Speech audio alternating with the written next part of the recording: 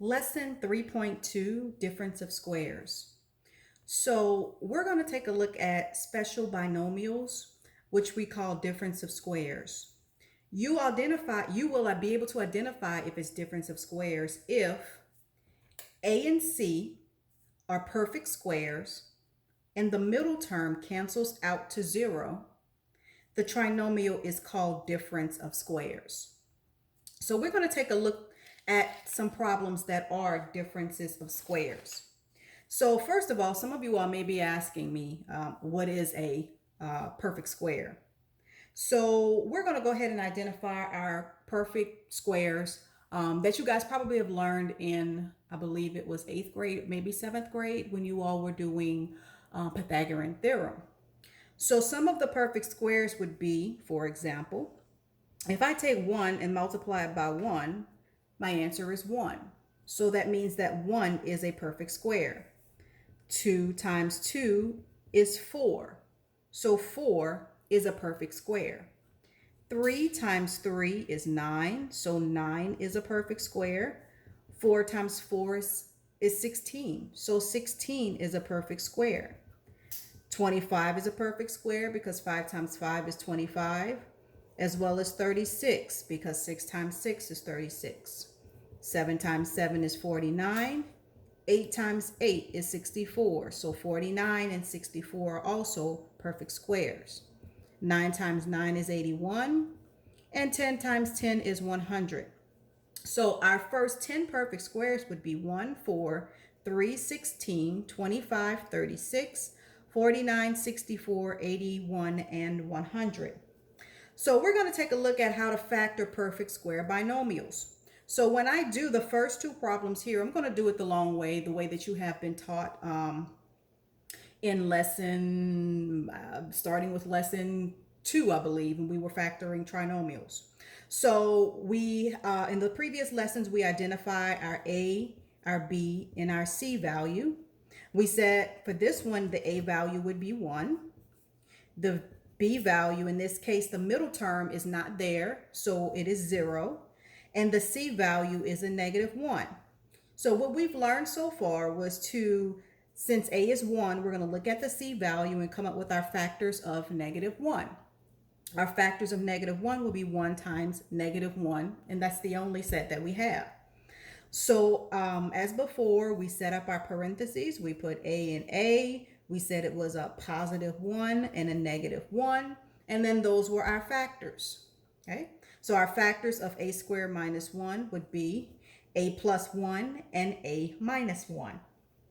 Again, let's look at it when A is not 1. So in lesson 3.1, we looked at how to factor when A is not 1. So we went ahead and multiplied A times C. Let's identify A being 9, B being 0, C being a -4. So when we multiply A times C, that gives us a -36. And so we're going to come up with our factors of -36. And our factors of -36 would be 1 times -36, a -1 times 36. 2 times -18, -2 times 18. 3 times -12, -3 times 12. We have -4 times 9, and 4 times -9. And then we have 6 times -6. There's no need to put a -6 times 6 because that's the same thing as that. So what we do is we're looking for which pair when ordered together gives us the 0. In this case, it would be the 6 and the -6. So in our last lesson, we learned how to set it up. We put a 9b, a +6, and a -6. Simplifying, divisible by 3. So 3b plus 2 and a 3b minus 2. Okay, so this is what we've learned how to do it the long way. But when it's difference of squares, there's actually a shortcut to this, but it only works for difference of squares. So if you haven't noticed the pattern here, once again, as I mentioned, it says if A and C are perfect squares. So and for number 1, A, which is 1, is a perfect square, and the C value, which is 1, is a perfect square. For number 2, the A value of 9, we identify being a perfect square, and we also identified 4 was a perfect square. So when your A and your C are perfect squares and your middle term is missing, they both had 0 for the B value. With subtraction in the middle, has to have subtraction in the middle.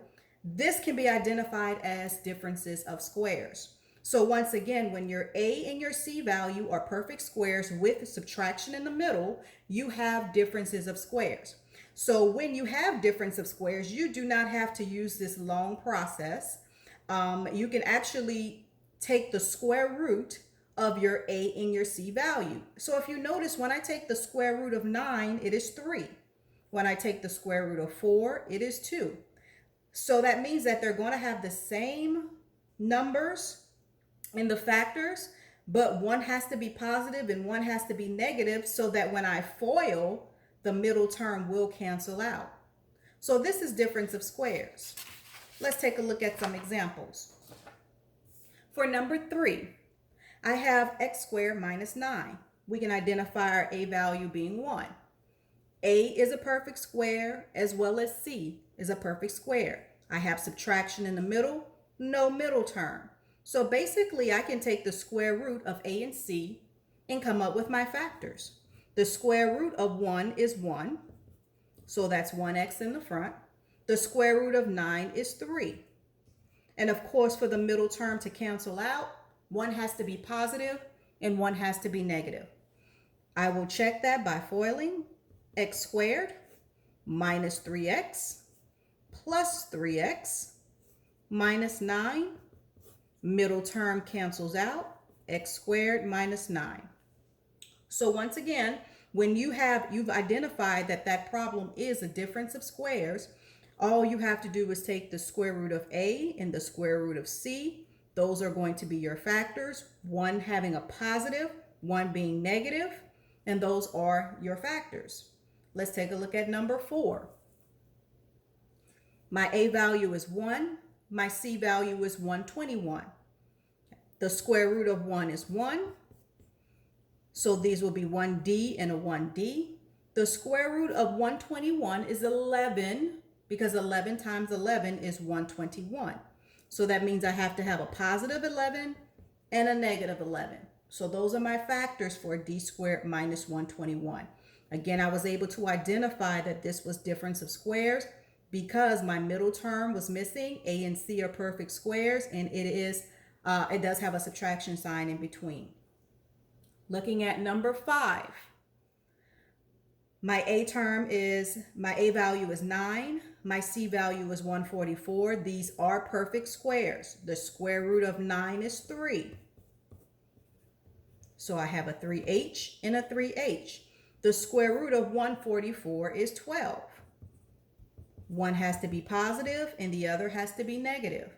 If I were to FOIL, my middle term in this case would be a 36h and a positive 36h and a negative 36h. They will cancel out and I would just be left with the 9h squared and the negative 144. Looking at this problem, A and C are perfect squares. The square root of 25 is 5. The square root of 64 is 8, with j in the back, of course, because of the j squared. One has to be positive, the other has to be negative. All right, looking at number 7, middle term is missing, subtraction in the middle. A and C are perfect squares. So I can take the square root of 16. The square root of 16 is 4. So this is 4x.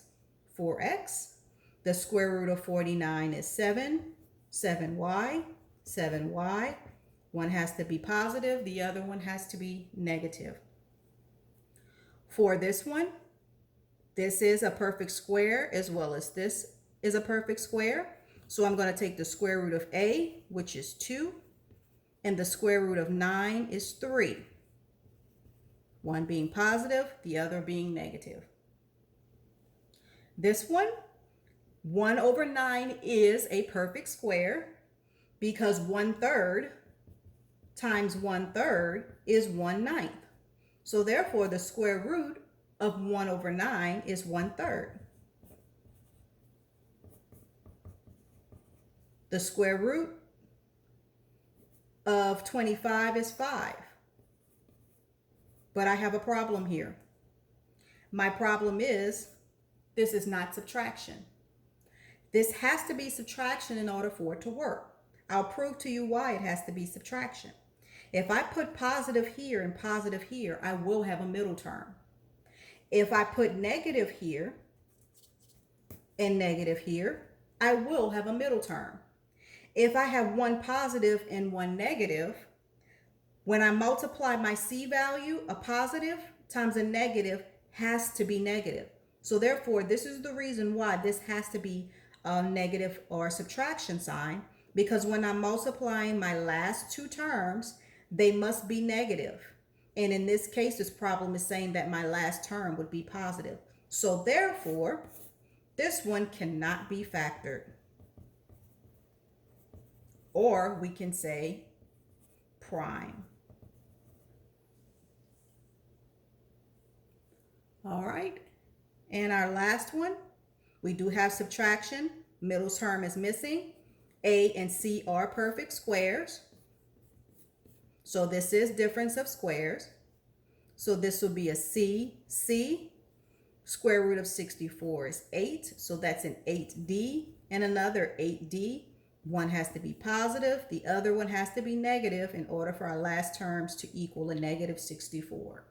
So this is called difference of squares. This is a little shortcut that you can use when you're able to identify that you have difference of squares. So all you would have to do is take your square root of your A value and your C value, just as long as your middle term is missing and you have subtraction in the middle.